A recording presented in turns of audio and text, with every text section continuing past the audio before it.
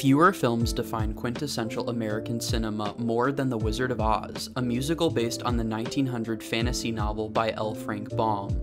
The film was released on August 25, 1939 by Metro-Goldwyn-Mayer and remains a beloved classic to this day. But beyond the film's eccentric plotline and catchy musical numbers, many have speculated over the decades that there's actually an underlying message woven into the film, which speaks to broader cultural and political elements of that time period.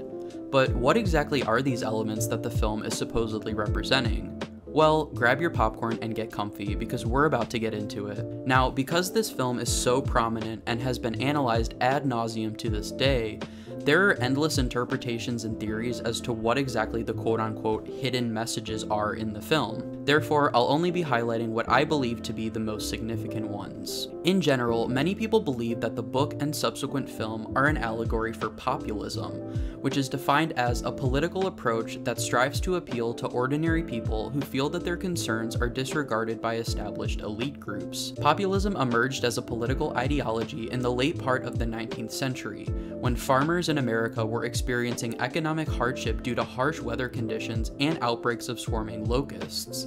As a result, they blamed these setbacks on institutions like railroads and the banks. In the context of the film, Dorothy is said to represent the average American and the typical values thereof. She's friendly, well-spoken, has a natural spunk to her, and is willing to face uncertainty and peril in the pursuit of her goals. The Scarecrow is said to represent the farmers previously mentioned.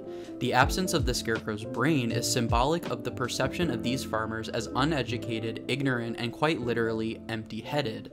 However, throughout the film, the Scarecrow exhibits a good amount of both thoughtfulness and resilience, thereby defying the aforementioned stereotypes. The Tin Man supposedly represents the disillusioned American factory worker, who, much like the farmers, were also suffering economically during the 1890s, on account of high unemployment levels plaguing the nation at that time. The Cowardly Lion is said to embody an individual by the name of William Jennings Bryan, who served as Secretary of State from 1913 to 1915. Bryan was a strong proponent of the populist movement, including the Free Silver movement, which aimed to seek an alternative to the prevailing gold standard at the time. The Wicked Witches are emblematic of the financial interests that played a large role in the American political landscape.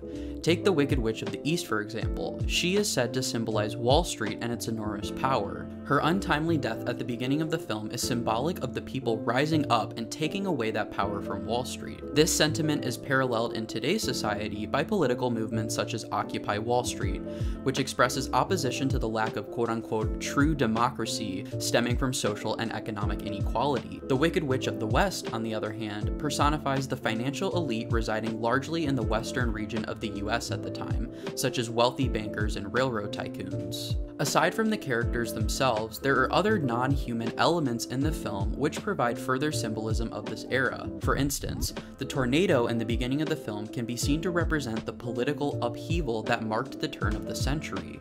It's also viewed as an allegory for the Free Silver movement mentioned previously, which primarily Midwest farmers advocated for the unlimited coinage of silver as an alternative to the existing gold standard. The financial establishment of the late 19th century was vehemently opposed to this proposal, causing quite a stir among politicians of that day. Another prominent symbol of the film are the coveted ruby red slippers given to Dorothy by Glinda. An interesting fact to note is that in the original story, the slippers were actually made of silver. However, the producers of the film decided to make them ruby red due to it being shot with newly developed power of Technicolor. The silver slippers, as they were, are yet another symbol of the farmers' advocacy of having the US dollar be tied to both gold and silver. The symbolism of the Emerald City is twofold. It's said to represent the political landscape of Washington, D.C., while simultaneously serving as a reference to the greenback dollar, which was an emergency paper currency issued by the government during the Civil War, which was not backed by either gold or silver. Finally, the Wizard of Oz himself is believed to represent the President of the United States, who, at the time the book was published, was William McKinley, a Republican who led the country to victory in the Spanish-American War and was assassinated a few years later in 1901.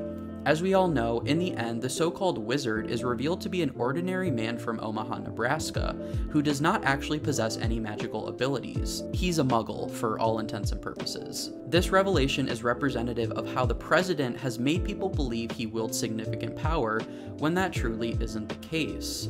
I can't tell you how many times I've watched this film, both in my childhood and as an adult, and quite honestly, none of these subliminal messages ever struck me. Then again, I suppose kids, and most people in general for that matter, aren't too privy to 19th century political ideologies, so it appears reasonable that this film, with its whimsical musical numbers and timeless charm, wouldn't exactly stand out to anyone as a form of political commentary. I want to know what you guys think of this supposed allegory. Leave your thoughts down in the comments, and thank you so much for watching. Don't forget to subscribe to catch all of my upcoming content. Thanks.